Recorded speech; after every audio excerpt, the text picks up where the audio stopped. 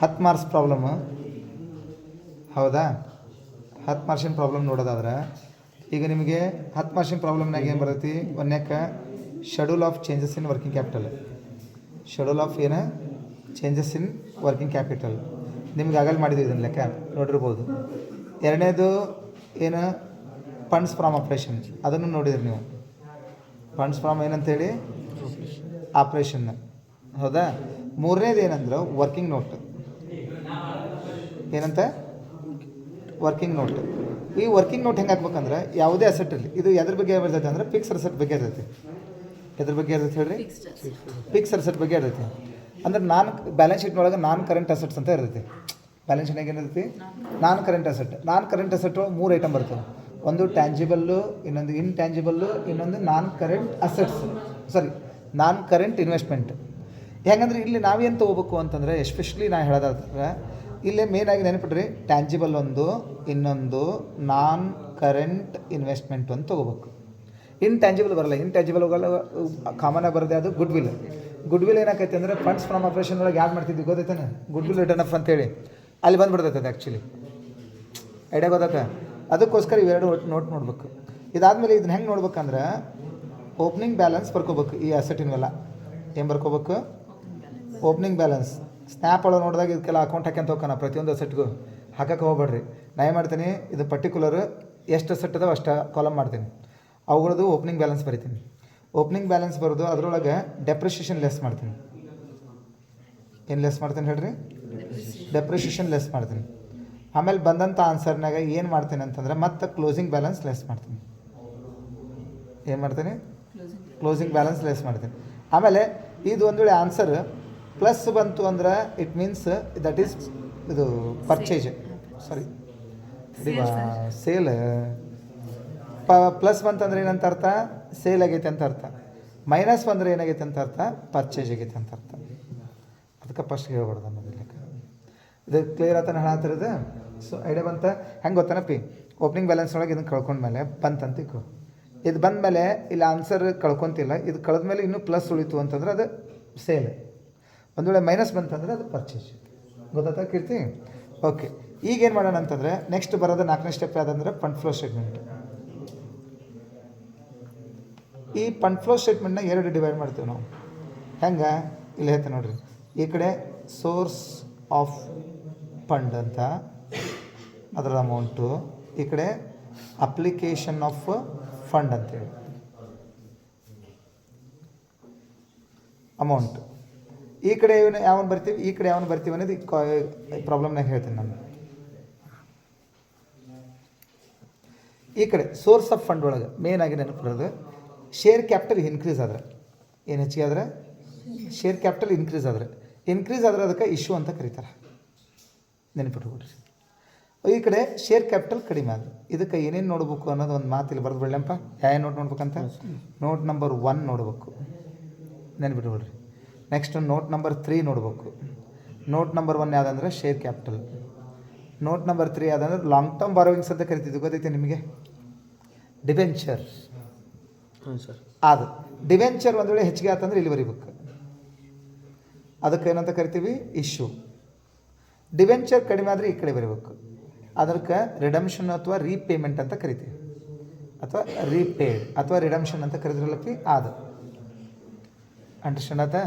ಇದಾದ ಮೇಲೆ ಮೇನಾಗಿ ನೆನಪಿಡ್ಬೇಕು, ನೋಟ್ ನಂಬರ್ 1 ನೋಟ್ ನಂಬರ್ 3 ನೋಡಿದ ಮೇಲೆ ಅಡ್ಜಸ್ಟ್ಮೆಂಟ್ ನೋಡ್ಬೇಕು ಕಂಪಲ್ಸರಿ. ಏನು ನೋಡ್ಬೇಕು? ಅದ್ರಾಗ ಟ್ಯಾಕ್ಸ್ ಇರ್ತೈತಿ, ಟ್ಯಾಕ್ಸ್ ಈ ಕಡೆ ಹೋಗ್ಬೇಕು. ಅದ ಟ್ಯಾಕ್ಸ್ ಪೇಡ್ ಆಗಲ್ಲ ಹೇಳಿದ್ನಲ್ಲ ನಾನು. Tax paid fund flow statement, funds from operation ಒಳಗೆ ಬರ್ತೈತಿ, ಇಲ್ಲಿ ಬರ್ತೈತಿ ಟ್ಯಾಕ್ಸ್ ಪೇಡ್. ಇನ್ನೊಂದು ಡಿವಿಡೆಂಡ್ ಪೇಡ್. ಇವು ಕಂಪಲ್ಸರಿ ನೋಡ್ಬೇಕು. ಎಲ್ಲಿಗೆ ಹೋದ್ವಿ ನೀವು? ಅಡ್ಜಸ್ಟ್ಮೆಂಟ್ಗೆ ಹೋದ್ವಿ. ಅದಾದಮೇಲೆ ಪ್ರತಿಯೊಂದು ಅಕೌಂಟು 1 by 1 ಅಕೌಂಟ್ ನೋಡ್ಕೊಂತ ಬರ್ಬೇಕು. ಒಂದೇದು ಯಾವ್ದು ಹಾಕಿದ್ವಿ? 1ನೇ ಅಕೌಂಟ್ ಯಾವುದು? Schedule of changes in working capital ಅದಲ್ಲ. ಒಂದು ವೇಳೆ ಡಿಕ್ರೀಸ್ ಇನ್ ವರ್ಕಿಂಗ್ ಕ್ಯಾಪಿಟಲ್ ಆದರೆ ಅದು source of fund. Decrease in working capital ಆದರೆ ಏನದು? Source of fund. ಅದು ಇನ್ಕ್ರೀಸ್ ಇನ್ ವರ್ಕಿಂಗ್ ಕ್ಯಾಪಿಟಲ್ ಆದರೆ ಅದೇನಂತ ಅರ್ಥ? Application of fund. 1ನೇ ಅಕೌಂಟಿಂದ balance ಮುಗಿತ್ತು.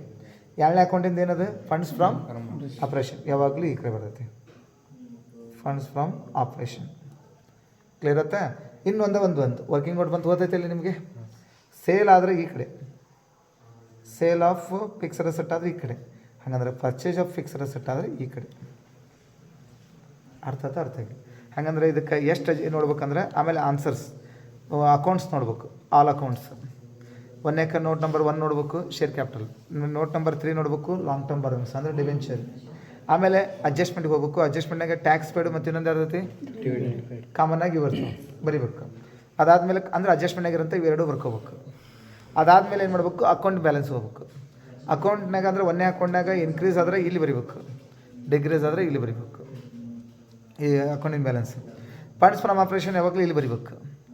Next working note ಹಾಕಿರ್ತಾವಲ್ಲ, purchase ಆದರೆ ಅಪ್ಲಿಕೇಶನ್, ಸೇಲ್ ಆದರೆ ಸೋರ್ಸ್. ಹಂಗಂದ್ರೆ ಒಂದು ಲೆಕ್ಕ ನೋಡ್ಕೊಂಡು ತೊಗೋಣ. ಸೊ ಯಾವ ವರ್ಷದ್ದು ಅಂದ್ರೆ 2020 ಇಯರ್ ಕ್ವಶನ್ ಪೇಪರು. ಯಾವ ವರ್ಷದ್ದು 2020 year question paper. Problem number 10 ಅರ್ಥಾತ್ ಪ್ರಾಬ್ಲಮ್ ನಂಬರ್ ಎಷ್ಟನೇದಪ್ಪಿ 10. ಎಷ್ಟು ಸಾಧ್ಯನೋ ಅಷ್ಟು ಲಗು ಮುಗಿಸ್ಬೇಕು ಈ ಲೆಕ್ಕನ. ಟೈಮಿಂಗ್ ಹೆಚ್ಚಿಗೆ 10 ರಿಂದ 15 ನಿಮಿಷ ನಾ ಇಫ್ ಯು ಆರ್ ಏಬಲ್ ಮುಗಿಸ್ಬೇಕು ಅದನ್ನ ಅಂಥೇಳಿ.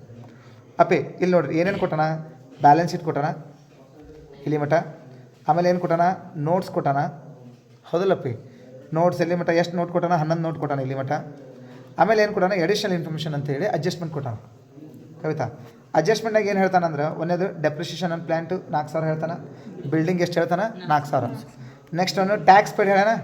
ನೆಕ್ಸ್ಟ್ ಡಿವಿಡೆಂಟ್ ಪೇಡ್ ಹೇಳ. ನಾ ಹೇಳಿದ್ನಲ್ಲ ಟ್ಯಾಕ್ಸ್ ಪೇಡು ಡಿವಿಡೆಂಟ್ ಪೇಡ್ ಅಡ್ಜಸ್ಟ್ಮೆಂಟ್ ಆಗಿರ್ತವೆ ತೊಗೋಬೇಕಂತೇಳಿ. ಅದನ್ನು ಎಲ್ಲೇ ತೊಗೋಬೇಕಂದ್ರೆ ಟ್ಯಾಕ್ಸ್ ಪೇಡು ಡಿವಿಡೆಂಟ್ ಪೇಡ್ ಎಲ್ಲೇ ತೊಗೋಬೇಕಂದ್ರೆ ಈ ಫಂಡ್ಸ್ ಫ್ರಮ್ ಆಪ್ರೇಷನ್ ಒಳಗೂ ತೊಗೋಬೇಕು, ಇಲ್ಲಿ ತೊಗೋಬೇಕು. ಡೆಪ್ರಿಸಿಯೇಷನ್ನು ಫಂಡ್ಸ್ ಫ್ರಮ್ ಆಪ್ರೇಷನ್ ಒಳಗೂ ತೊಗೋಬೇಕು, ಪ್ಲಸ್ ಇಲ್ಲಿ ಲೆಸ್ ಮಾಡ್ಬೇಕಂತ ಹೇಳಿ ನೋಡಿರಿ. ವರ್ಕಿಂಗ್ ನೋಟ್ನ ಲೆಸ್ ಮಾಡ್ಬೇಕು. ಅರ್ಥ ಆಗಿ ಹಾಗಂದ್ರೆ ಸ್ಟಾರ್ಟ್ ಮಾಡೋಣ ಅನ್ಕೊತೀನಿ. ಮೊನ್ನೆ ಅದು ಎಲ್ಲರೂ ನೀವು ಹೇಳ್ಬೇಕು. ಓಕೆ ಕರೆಂಟ್ ಅಸೆಟ್ ತೊಗೊತೀವಿ ಅಂತ ತಿಳ್ಕೊರಿ. Current asset ತೊಗೊತೀವಿ. ಈಗ ಚೇಂಜಸ್ ಇನ್ ಅದು schedule of changes in working capital current asset ತೊಗೊತೀವಿ ಅಂತ ತಿಳ್ಕೊರಿ. ಹಾಗಂದ್ರೆ ನಾನು ಏನು ಮಾಡ್ತೀನಿ, ಈ ಬ್ಯಾಲೆನ್ಸ್ ಶೀಟ್ನಾಗ ಫಸ್ಟ್ ಹೋಗ್ತೀನಿ. ಯಾವಾಗಲೂ ಯಾವುದೇ ಲೆಕ್ಕ ಮಾಡ್ಬೇಕಂದ್ರೆ ಬ್ಯಾಲೆನ್ಸ್ ಶೀಟ್ಗೆ ಹೋಗಿ ನೋಡ್ಬೇಕು. ನಾ ಬ್ಯಾಲೆನ್ಸ್ಗೆ ಹೋಗ್ತೀನಿ. ಬ್ಯಾಲೆನ್ಸ್ ಶೀಟ್ನಾಗ ಬಂದು ಇಲ್ಲೇ ನಂಬರ್ 2 ಅಂತ ಹೇಳಿ ಕಾಣೋದಕ್ಕಂದ್ರೆ ನಂಬರ್ 2 ಅಂತ ಹೇಳಿ ಕರೆಂಟ್ ಅಸೆಟ್ ಅಂತ ಐತಿ. ಅದರೊಳಗೆ ನೋಟ್ ನಂಬರ್ ಎಷ್ಟಿಷ್ಟು ಅದ ನೋಡಿರಿ, 9, 10, 11. ಈ ನೋಡ್ಕೊಂಡು ಅಲ್ಲಿ ನೋಟಿಸ್ ಶಿಫ್ಟ್ ಹಾಕನೆ. ಯಾವಾಗಲೂ ಬ್ಯಾಲೆನ್ಸ್ ಶೀಟಿಗೆ ಬಂದು ನೋಡ್ಕೊಂಡು ಅಲ್ಲಿ ಶಿಫ್ಟ್ ಹಾಕನೆ. ನೋಟ್ ನಂಬರ್ 9, 10, 11 ಅಲ್ಲಿ ಹೋಗ್ರಿ ಎಲ್ಲರೂ. 9, 10, 11 ಇಲ್ಲಿ ಬಂದು ನೋಡಿ. 9 ಒಳಗೆ ಯಾವುದೈತಿ, ಒಂದೇ ಐಟಮ್ ಸ್ಟಾಕ್ ಇನ್ವೆಂಟ್ರಿ ಅಂತ ಬರೋದು. ಸ್ಟಾಕ್ ಬರೀರಿ, ಇಲ್ಲ ಸ್ಟಾಕ್ ಅಂತ ಬರೆದ್ಬಿಡ್ರಿ. 1ನೇ ವರ್ಷ 40,000 ಐತಿ. 2ನೇ ವರ್ಷ 33,400 ಐತಿ. ನಿಮ್ಗೆ ಆಗಲೇ ಹೇಳಿದೆ ಏನಂತ, ಕರೆಂಟ್ ಅಸೆಟ್ ಹೆಚ್ಚಿಗೆ ಆದ್ರೆ increase in working capital, current asset ಕಡಿಮೆ ಆದ್ರೆ ಡಿಕ್ರೀಸ್ ಇನ್ ವರ್ಕಿಂಗ್ ಕ್ಯಾಪಿಟಲ್. ಈಗ ಹೆಚ್ಚಿಗೆ ಆಗೈತೆ ಕಡಿಮೆ ಆಗೈತೆ, ಕಡಿಮೆ ಆಗೈತೆ. ಎಷ್ಟು ಅಂದ್ರೆ 6,600 ರೂಪಾಯಿ ಕಡಿಮೆ ಆಗೈತೆ. ಕಲಮ್ನಾಗ ಬರಿತೀನಿ. ಅರ್ಥ ಆಯ್ತಾ? ಎರಡನೇದು ಪಟ ಮಾಡ್ತೀನಿ. ನೋಟ್ ನಂಬರ್ 10 ಒಳಗೆ ಈಗ ನೋಟ್ ನಂಬರ್ 9 ಮುಗೀತು. ಯಾಕಂದ್ರೆ 9, 10, 11 ನೋಡಾತೇವೆ ನಾವು. 10ಗೆ ಹೋಗ್ರಿ. ಡೆಟಾರ್ಸ್ ಐತಿ, ಮಾತಾಡಂಗಲ್ಲ. 22,600, 28,400. ಹಂಗಂದ್ರೆ ಪ್ರಾಬ್ಲಮ್ ಇಲ್ಲಿ ನೋಡ್ರಿ. 22 ಹೌದಲ್ಲಪ್ಪಿ ಏನಂತ ಬಂತು, 22 22,600 ಮೈನಸ್ 28,400 ಅಂದ್ರೆ 5,800 ರೂಪಾಯಿ. ಏನಾಯ್ತು, ಹೆಚ್ಚಿಗೆ ಆಯ್ತಾ ಕಡಿಮೆ ಆಯ್ತಾ? ಹೆಚ್ಚಿಗೆ ಆಯ್ತಿಲ್ಲಪ್ಪಿ. ಓಕೆ ನೆಕ್ಸ್ಟ್ ಬಿ ಆರ್ ಐತಿ ನೋಡ್ರಿ, ಬಿಲ್ಸ್ ರಿಸೀವಬಲ್ 10,000 ಐತಿ. ಇನ್ನೊಂದು ಎಷ್ಟು ಐತಿ, 6,700 ಏನಾಯ್ತು, ಕ್ಲಿಯರ್ ಆಯ್ತು. ನೆಕ್ಸ್ಟ್ ಲಾಸ್ಟ್ ಒಂದು ಕ್ಯಾಶ್ ಅಟ್ ಬ್ಯಾಂಕ್ 1,400, 10,000. ಹಂಗಂದ್ರೆ 8,600 ರೂಪಾಯಿ ಹೆಚ್ಚಿಗೆ ಆಯ್ತು. ಈಗ ಕರೆಂಟ್ ಅಸೆಟ್ ಟೋಟಲ್ ಮಾಡೋಣ. ಟೋಟಲ್ ಕರೆಂಟ್ ಅಸೆಟ್ ಇದನ್ನ ಎಲ್ಲಿ ತೊಗೋಬೇಕಂದ್ರೆ ಮತ್ತು ಬ್ಯಾಲೆನ್ಸ್ ಶೀಟ್ಗೆ ಹೋಗ್ಬೇಕು. ಬ್ಯಾಲೆನ್ಸ್ ಶೀಟ್ನಾಗ ಟೋಟಲ್ ಕೊಟ್ಟಿರ್ತಾನೆ. ಟೋಟಲ್ ಕರೆಂಟ್ ಅಸೆಟ್ ಕೂಡ ನೋಡಿರಿ, ಇದು 74,000. ನನಗೆ ನಾನು ಕ್ಯಾಲ್ಕುಲೇಟರ್ ಮುಟ್ಟಂಗೆ ಇಲ್ಲಿಗೆ ಈ ಪ್ರಾಬ್ಲಮಿಗೆ 88,000 ರೂಪಾಯಿ. ಗೊತ್ತಾದಪ್ಪ. ಇಪ್ಪಟ್ಟು ಬಿ ಇದು ಎ ಆದರೆ ಇನ್ನೊಂದು ಏನು ಬಿ ಏನಿದು current liability. Current liability first balance ಶೀಟಿಗೆ ಹೋಗೋಣ. ಎಲ್ಲರೂ ನೋಡಿರಿ ಕಾಣೋದೈತನ. ಕರೆಂಟ್ ಲಯಬಿಲಿಟಿ ನೋಟ್ ನಂಬರ್ 4 ಮತ್ತು ಎಷ್ಟಾಗೈತಿ 5. ಹಂಗಂದ್ರೆ ನೋಟ್ ನಂಬರ್ 5 ಮತ್ತು ಇದು ನೋಟ್ ನಂಬರ್ 4 ಮತ್ತು 5 ಹೋಗ್ರಿ. ನೋಟ್ ನಂಬರ್ 4 ಮತ್ತು 5 ಬಂದು ನೋಡಿರಿ. ನೋಟ್ ನಂಬರ್ 4 ಏನೈತಿ ಅಂದರೆ ಟ್ರೇಡ್ ಪೇಬಲ್. ಟ್ರೇಡ್ ಪೇಬಲ್ನಾಗ ಏನೈತಿ, ಸನ್ಡ್ರಿ ಕ್ರೆಡಿಟರ್ಸ್ ಎಷ್ಟೈತಿ, 8,500. ಇನ್ನೊಂದು 6,000 ಐತಿ. ನಾನು ನಿಮ್ಗಾಗಲ್ಲ ಒಂದು ಮಾತು ಹೇಳಿದೆ, ಕರೆಂಟ್ ಲಯಬಿಲಿಟಿ ಹೆಚ್ಚಿಗೆ ಆದ್ರೆ ವರ್ಕಿಂಗ್ ಕ್ಯಾಪಿಟಲ್ ಏನದಂಗೆ ಕಡಿಮೆ ಕಡಿಮೆ ಆದಂಗೆ. ಆದಂಗೆ. ಕರೆಂಟ್ ಲಯಬಿಲಿಟಿ ಕಡಿಮೆ ಆದ್ರೆ ವರ್ಕಿಂಗ್ ಕ್ಯಾಪಿಟಲ್ ಏನದಂಗೆ ಹೆಚ್ಚಿಗೆ ಆದಂಗೆ. ಈಗ ಹೆಚ್ಚಿಗೆ ಆಗೈತೆ ಕಡಿಮೆ ಆಗೈತೆ ಕಡಿಮೆ ಆಗೈತೆ. ಕಡಿಮೆ ಆಗೈತಿ. ಎಷ್ಟು ಅಂದರೆ 2,500. Next B P bills payable 1,500 ಇದ್ದಿದ್ದು 1,000 ಆಗೈತಿ. ಅಂದ್ರೆ 500 ರೂಪಾಯಿ ಏನತ್ತ ಕಡಿಮೆ ಆಗೈತಿ. ಅಂದ್ರೆ ವರ್ಕಿಂಗ್ ಕ್ಯಾಪಿಟಲ್ ಇದು ಕರೆಂಟ್ ಲಯಬಿಲಿಟಿ ಕಡಿಮೆ ಆದರೆ ವರ್ಕಿಂಗ್ ಕ್ಯಾಪಿಟಲ್ ಕಡಿಮೆ ಆದಂಗೆ, ಸಾರಿ ಹೆಚ್ಚಿಗೆ ಆದಂಗೆ. ನೆಕ್ಸ್ಟ್ ಲಾಸ್ಟ್ ಒಂದು ಐದು ನೋಡಿ, ಪ್ರಾವಿಷನ್ ಫಾರ್ ಟ್ಯಾಕ್ಸ್ ಅಂತೇಳಿ. ಇದು 20,000 ಇದ್ದಿದ್ದು 22,000 ಹೆಚ್ಚಿಗೆ ಆಗೈತೆ ಅಂದ್ರೆ 2,000 ರೂಪಾಯಿ ಡಿಗ್ರೀಸ್ ಇನ್ ವರ್ಕಿಂಗ್ ಕ್ಯಾಪಿಟಲ್. ಈಗ ಇದನ್ನು ಟೋಟಲ್ ತೊಗೊಳೋಣ. ಹೆಂಗೆ ಟೋಟಲ್ ತೊಗೋಬೇಕಂತ ಹೇಳಿ ನಾನು ನಿಮಗೆ ಬ್ಯಾಲೆನ್ಸ್ ಶೀಟ್ಗೆ ಹೋಗ್ರಿ. ಬ್ಯಾಲೆನ್ಸ್ ಶೀಟ್ನಾಗ ಇಲ್ಲಿ ಟೋಟಲ್ ಕೊಟ್ಟಿರ್ತಾನೆ ನೋಡ್ರಿ. ಇದು ಎಷ್ಟು 30,000, ಇದು ಎಷ್ಟು 29,000. ನೆಕ್ಸ್ಟ್ ಕಾಲಮ್ ಏನಂದ್ರೆ working capital A minus B. 74ರಾಗ 30 ಕಳೆದ್ರೆ ಇನ್ನು 44,000 ರೂಪಾಯಿ. 88ರಾಗ 29 ಕಳೆದ್ರೆ 29 ಕಳೆದ್ರೆ ಇನ್ನೆಷ್ಟು 59. ಗೊತ್ತಾತನಪ್ಪ? ಇಲ್ಲಿಂದ ಎಷ್ಟು ಲೈನ್ ಬಿಟ್ಟರೆ ಟೋಟಲ್ ಮಾಡ್ಬೇಕಂತ ಹೇಳಿ ನಾನು 3. ಅದಕ್ಕಿಂತ ಮುಂಚೆ ಈ ಕಾಲಮ್ನಲ್ಲಿ ಲಾಸ್ಟ್ ಮಟ್ಟ ಹೋಗ್ಬೇಕಂತ ಹೇಳಿದ್ದೆ, ನೆನಪೈತೆ? 5,801,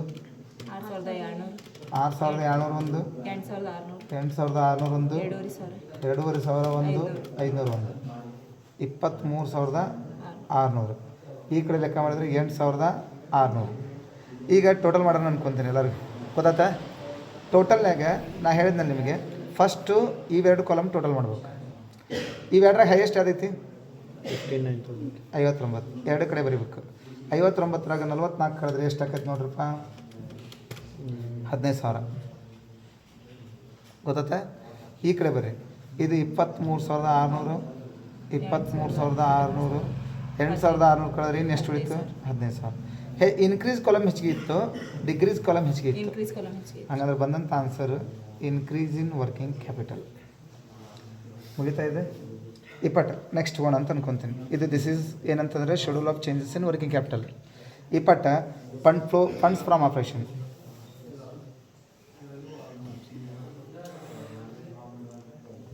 ಇದ್ರಾಗ ನಾ ಹೇಳಿದ್ದೆ ನಿಮಗೆ 2 ವರ್ಷದ ಪ್ರಾಫಿಟ್ ಕೊಟ್ಟಿರ್ತಾನೆ. ಇದು ಯಾವಾಗಲೂ ಈ ಲೆಕ್ಕ ಬಿಡಿಸೋ ನಾ ಏನು ನೋಡು ಅಂತ ಹೇಳ್ತೇನೆ ಅಂದ್ರೆ ಅದನ್ನಷ್ಟು ನೋಡ್ಬೇಕು.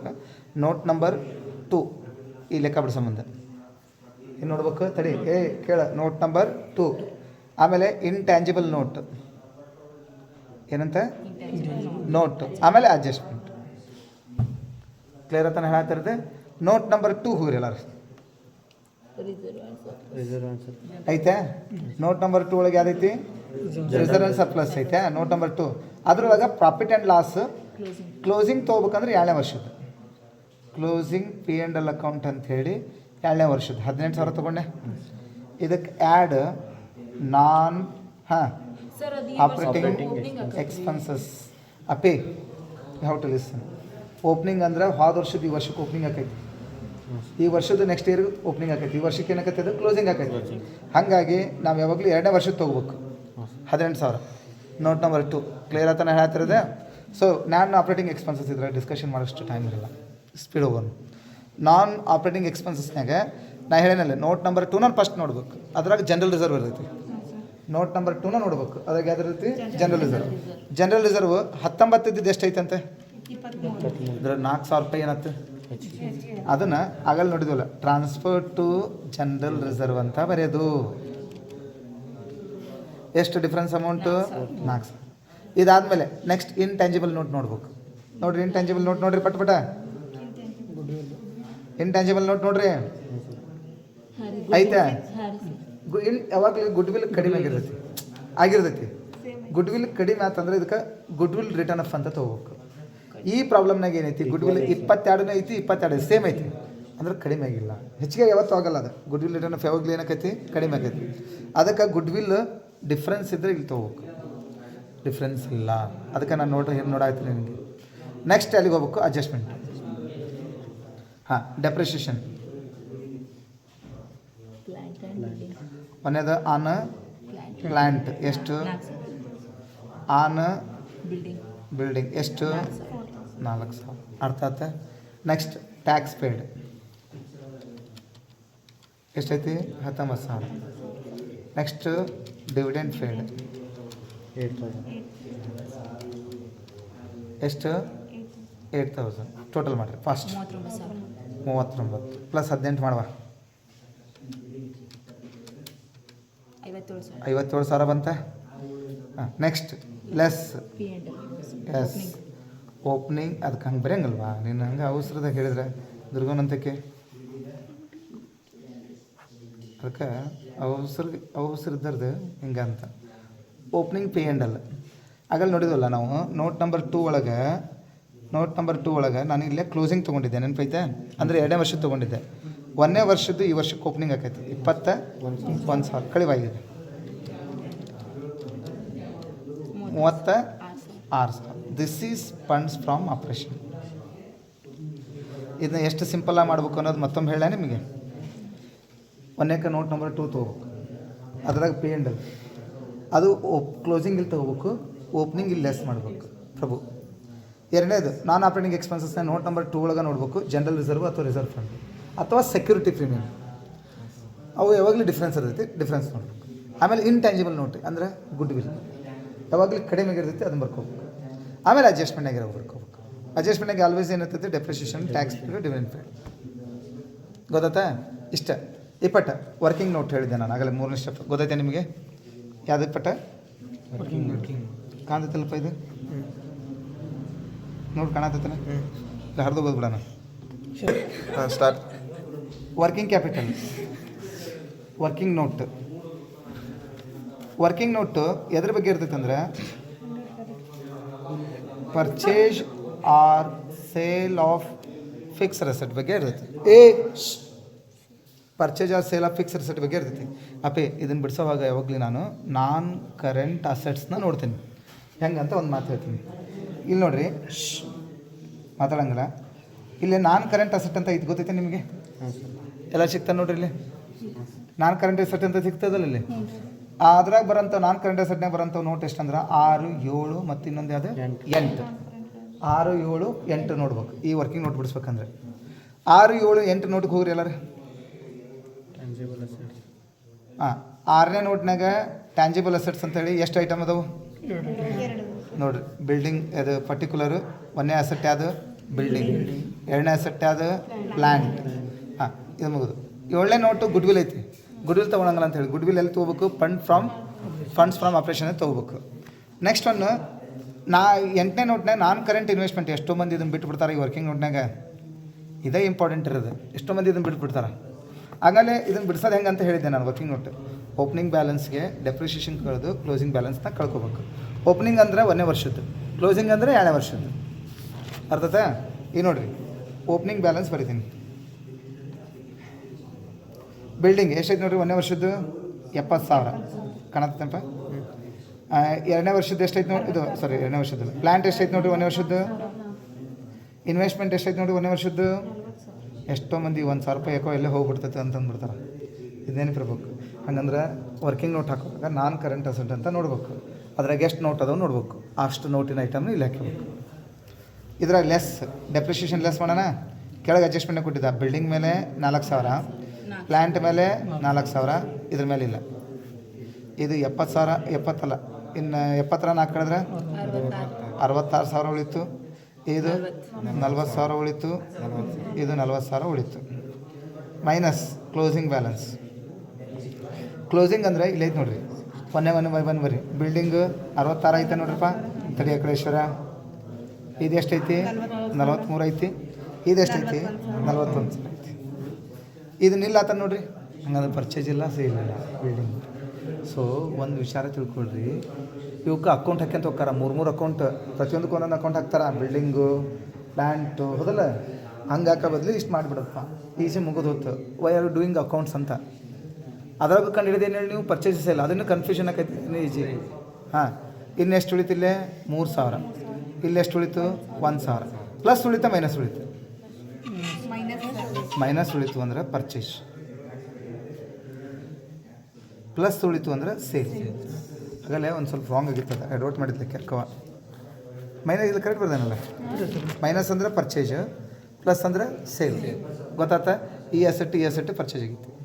ನೆಕ್ಸ್ಟ್ ಬಂದಿದ್ದ ಯಾವುದಂದ್ರೆ funds from fund flow statement. 1 ನಿಮಿಷ ಲೆಕ್ಕ ಮುಗಿಸ್ತಾನೆ ಇದನ್ನು. 1 ನಿಮಿಷ ಸಾಕ್ರಪಿ. ಈ ಕಡೆ ಸೋರ್ಸ್ ಅಷ್ಟ ಬರೀರಿ. ಈ ಕಡೆ ಅಪ್ಲಿಕೇಶನ್ಸ್ ಅಮೌಂಟ್ ಹೌದಾ. ಒಂದೇ ಸ್ಟೆಪ್ ಆಗಲ್ಲ ಹೇಳಿದ್ನಲ್ಲ, ಸ್ಟೆಪ್ ನಂಬರ್ 1 ನಾನೇನು ನೋಡ್ತೀನಿ, ನೋಟ್ ನಂಬರ್ 1 ನೋಡ್ತೀನಿ. ಎಲ್ಲರೂ ನೋಟ್ ನಂಬರ್ 1 ಹೋಗ್ರಿ. ಎಲ್ಲರೂ ನೋಟ್ ನಂಬರ್ 1 ಶೇರ್ ಕ್ಯಾಪಿಟಲ್ 1,50,000 ಇದ್ದಿದ್ದು 1,00,000 ಎಷ್ಟಾಗೈತಿ ಅಂದರೆ ಹೆಚ್ಚಿಗೆ ಆಗಿದ್ರೆ ಇಲ್ಲಿ ಬರೀ ಅಂತ ಹೇಳಿ ಏನಾಗಲ್ಲ. ಆ್ಯಸ್ ಎ ಪರ್ಮಿಟ್ ಪ್ರಕಾರ ಶೇರ್ ಕ್ಯಾಪಿಟಲ್ ಹೆಚ್ಚಿಗೆ ಆದರೆ ಈ ಕಡೆ, ಕಡಿಮೆ ಆದರೆ ಈ ಕಡೆ ಹೆಚ್ಚಿಗೆ ಆಗೈತಿ. ಹೆಚ್ಚಿಗೆ ಆಗಿದ್ದಕ್ಕೆ issue of share capital difference ಎಷ್ಟಂದ್ರೆ 20,000 ಹೌದಾ. ನೋಟ್ ನಂಬರ್ 3 ಹೋಗ್ರಿ. ಇನ್ನು ಮುಂದೆ ನೋಟ್ ನಂಬರ್ 3 ಡಿವೆಂಚರ್ 30,000 ಇದ್ದಿದ್ದು ಎಷ್ಟಾಗೈತಿ 20,000 ಆಗೈತೆ ಅಂದರೆ ಇಲ್ಲಿ ನೋಡಿರಿ. ಡಿವೆಂಚರ್ ಹೆಚ್ಚಿಗೆ ಆದರೆ ಈ ಕಡೆ, ಕಡಿಮೆ ಆದರೆ ಈ ಕಡೆ. ರೀಪೇಡ್ ಅಥವಾ ರಿಡಮ್ಷನ್ ಈ ಕಡೆ ಬರೆದು ಬಿಡೋಣ. ರಿಡಮ್ಷನ್ ಆಫ್ ಡಿವೆಂಚರ್ ಎಷ್ಟು 10,000 ರೂಪಾಯಿ ಹೌದಾ. ಅದಾದಮೇಲೆ ಅಡ್ಜಸ್ಟ್ಮೆಂಟ್ಗೆ ಹೋಗ್ಬೇಕು. ಅಡ್ಜಸ್ಟ್ಮೆಂಟ್ನಾಗ ಹೋಗ್ರಿ. ಡೆಪ್ರಿಷಿಯೇಷನ್ ತೊಗೊಳಲ್ಲ. ಡೆಪ್ರಿಷಿಯೇಷನ್ ಅಲ್ಲೇ 2 ಅಂತಲೇ ರೆಕಾರ್ಡ್ ಆಗ್ತದೆ. ಎಲ್ಲಂದ್ರೆ ಒಂದು ಇಲ್ಲೇ ಡೆಪ್ರಿಷಿಯೇಷನ್ನು, ಒಂದು ಫಂಡ್ಸ್ ಫ್ರಮ್ ಆಪ್ರೇಷನ್ ಒಳಗೆ. ಈಗ ಇಲ್ಲಿ ರೆಕಾರ್ಡ್ ಆಗೈತಿ, ಇಲ್ಲಿ ರೆಕಾರ್ಡ್ ಆಗೈತಿ, ಅದಕ್ಕೋಸ್ಕರ ಇಲ್ಲಿ ತೊಗೊಳಂಗಿಲ್ಲ. ಇನ್ನು ಟ್ಯಾಕ್ಸ್ ಪೇಯ್ಡ್ ಅಪ್ಲಿಕೇಶನ್ಗೆ ದುಡ್ಡು ಕೊಡೋದು. ಅಪ್ಲಿಕೇಶನ್ ಅಂದ್ರೆ ದುಡ್ಡು ಹೋಗೋದು, ಸೋರ್ಸ್ ಅಂದ್ರೆ ದುಡ್ಡು ಬರೋದು. ಟ್ಯಾಕ್ಸ್ ಪೇಯ್ಡ್ ಎಷ್ಟೈತಿ 19,000. ಇನ್ನೊಂದು ಯಾವುದು ಡಿವಿಡೆಂಡ್ ಪೇಯ್ಡ್ ಎಷ್ಟೈತಿ 8,000 ಮುಗಿತಾ. ಇದಾದ ಮೇಲೆ ಎಲ್ಲ ಅಕೌಂಟಿಂದ ಬ್ಯಾಲೆನ್ಸ್ ತೊಗೊತ ಬರ್ಬೇಕು. ಇಲ್ಲಿ ಎಲ್ಲ ಅಕೌಂಟಿಂದ ಏನು ಮಾಡ್ಬೇಕು ಬ್ಯಾಲೆನ್ಸ್. ಒಂದೇ ಅಕೌಂಟ್ ಇದು ಹೋದಲ್ಲ ರೀ, schedule of changes in working capital. ಇದ್ರದ್ದು ಇನ್ಕ್ರೀಸ್ ಇನ್ ವರ್ಕಿಂಗ್ ಕ್ಯಾಪಿಟಲ್ ಬಂದಿತ್ತಲ್ಲ ರೀ. ಇನ್ಕ್ರೀಸ್ ಇನ್ ವರ್ಕಿಂಗ್ ಕ್ಯಾಪಿಟಲ್ ಬಂತಂದರೆ ಇದು ಈ ಕಡೆ ಅಪ್ಲಿಕೇಶನ್ ವರ್ಕಿಂಗ್ ಕ್ಯಾಪಿಟಲ್ ಎಷ್ಟು ಬಂದಿತ್ತು 15,000. ನೆಕ್ಸ್ಟ್ ಇದಕ್ಕೆ ಫಂಡ್ಸ್ ಫ್ರಮ್ ಆಪ್ರೇಷನ್ ಎಷ್ಟು ಬಂದಿತ್ತು ಹೇಳಿರಿ 36,000. ಯಾವಾಗಲೂ ಸೋರ್ಸ್